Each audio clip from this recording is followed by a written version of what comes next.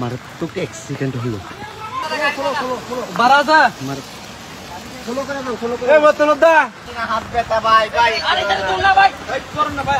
কক্সবাজারের পর্যটকদের মৃত্যুর হাতছানি দিয়ে রাখছে ভাড়ায় চালিত মোটরসাইকেল। গত 1 বছরে 17 জনের তাজা প্রাণ গিয়েছে, আহত এবং পঙ্গু হয়েছে অসংখ্য পর্যটক। কক্সবাজারের মেরিন ড্রাইভে ভাড়ায় চালিত মোটর বাইকের কারণে এত মানুষের প্রাণ গেলেও অদৃশ্যর কারণে এসব বাইক চলাচল বন্ধ হচ্ছে না। সংশ্লিষ্ট প্রশাসনের সামনে প্রতিদিন দুর্ঘটনায় কবলিত হচ্ছে পর্যটকরা, মরছে, আহত হচ্ছে, কিন্তু কোনো প্রতিকার নেই, যার কারণে মেরিন ড্রাইভে ঝরছে তাজা প্রাণ, দীর্ঘ হচ্ছে মৃত্যুর তালিকা। গত 1 বছরে কক্সবাজার শহরের ভাড়া মোটরসাইকেলের দুর্ঘটনায় অন্তত 17 জন প্রাণ হারিয়েছেন এবং 50 জনেরও বেশি আহত হয়েছেন। এসব দুর্ঘটনার বেশিরভাগই মেরিন ড্রাইভ সড়কে ঘটে, যেখানে পর্যটকরা হেলমেট ছাড়া এবং ড্রাইভিং লাইসেন্স ছাড়াই বাইক চালান। পর্যটকরা বলেন, মেরিন ড্রাইভে রেন্ট বাইকের ভাড়া নিয়ে ঘুরতে গেলে অবশ্যই নিয়ন্ত্রণ থাকা দরকার। নিয়ন্ত্রণ না থাকলে দুর্ঘটনায় মারা যাওয়ার সম্ভাবনা থাকে। এই রোডটাতে প্রচুর গতিতে গাড়ি চালানো হয়, ছোট থেকে বড় সব গাড়ি ওভার স্পিডে চালানো হয়, তাই চেষ্টা করা উচিত যে নিয়ন্ত্রণের ভিতর গাড়িটা চালানো।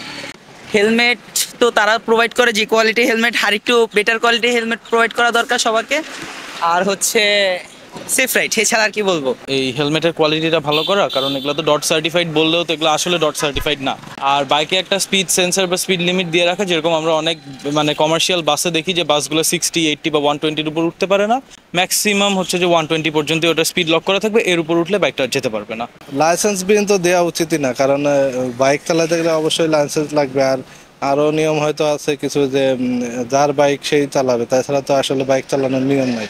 স্থানীয়রা অভিযোগ করেন, এসব বাইক সেবা বেশিরভাগই অবৈধভাবে পরিচালিত হয়। চালকদের অধিকাংশেরই ড্রাইভিং লাইসেন্স নেই এবং তারা পর্যটকদের নিরাপত্তার বিষয়ে উদাসীন। ট্রাফিক পুলিশ একাধিকবার অভিযান চালিয়ে জরিমানার আদায় করলেও অভিযান শেষ হলে আবার অবৈধ ভাড়া বাইক সেবা চালু হয়।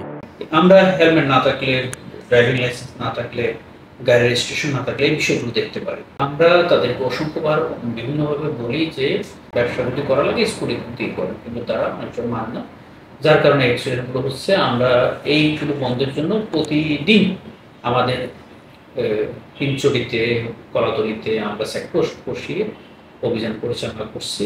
কক্সবাজারের নিরাপদ পর্যটন নিশ্চিত করতে অবৈধ ভাড়া বাইক সেবার বিরুদ্ধে কঠোর ব্যবস্থা গ্রহণ এখন সময়ের দাবি বলে জানিয়েছেন সচেতন মহল। সাইফুল ইসলাম বাপ্পির ক্যামেরায় সালাউদ্দিন, CCN।